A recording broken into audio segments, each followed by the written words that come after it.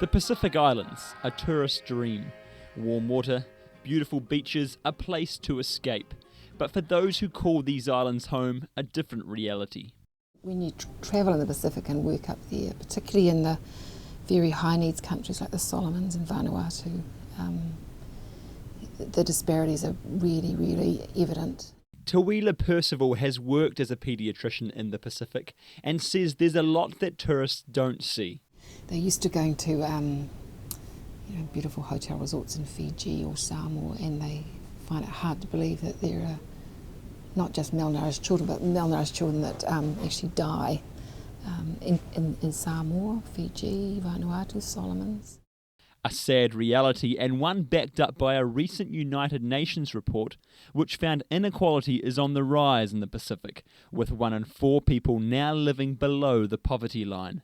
A lot of those measures are really low in the Pacific, and if you look at comparative studies, an Australian academic looked at Western Province and said if this was a country, it would be the 3rd poorest country in the world.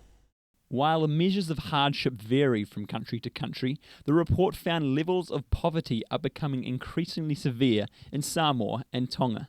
It also identified an economic shift towards a cash-led market, which is forcing many to leave rural areas to search for work.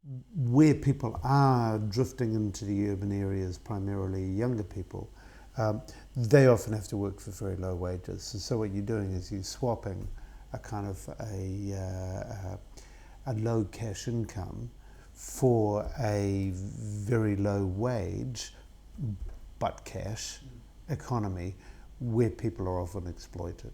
And increasingly, living off the land is becoming more difficult as farmers struggle to cope with the effects of climate change.